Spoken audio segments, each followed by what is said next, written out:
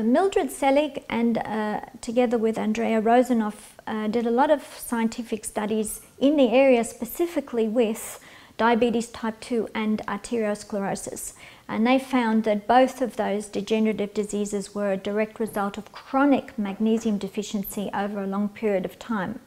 And the reason is, when you have stress, the body releases magnesium from the tissue cells in order to counteract the effects of the stress, the adrenaline, the cortisone in the blood, and then after that the kidneys cause you to excrete it. So every time you have stress, you lose magnesium. As the tissue cells drop magnesium, the cell membranes of those cells become more pervious, not as good as they should be at keeping things out and keeping things in. So what happens? Magnesium is lost and potassium follows out of the cell from inside to outside the cell. If you lose too much potassium, it can cause heart arrhythmias. And then too much calcium and sodium flood inside the cell where it shouldn't be, causing overstimulation. You can get cramps, restless legs, involuntary muscle spasms, and also hardening of those cells from the calcium because the magnesium is not present to maintain the integrity of the sodium-potassium pump of the cell. So as soon as you lift magnesium high enough, it starts to regulate all those other electrolytes in the cell and maintain a better health of the cell and the cell membrane integrity. And so this is a very important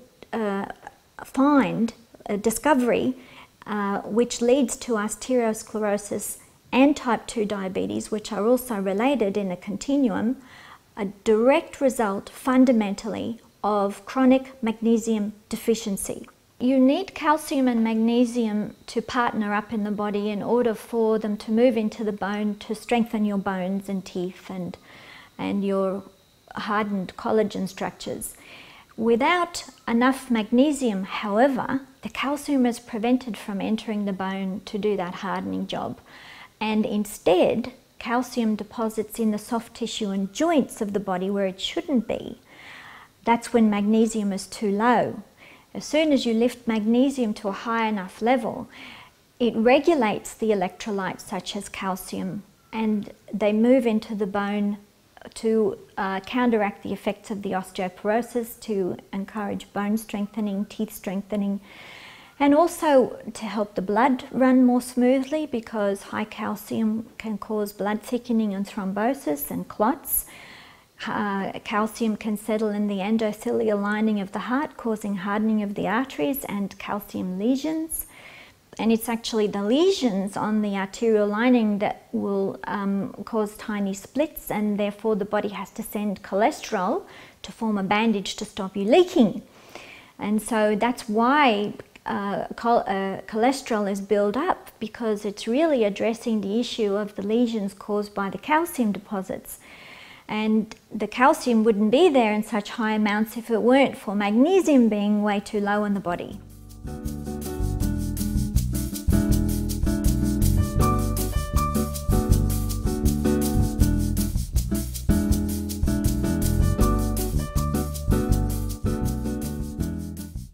What these scientists found, in effect, is that increasing magnesium, which is an essential raw material the body needs to rebuild, repair, and maintain a healthy blood flow and blood pressure, to increase magnesium will normalize all those conditions.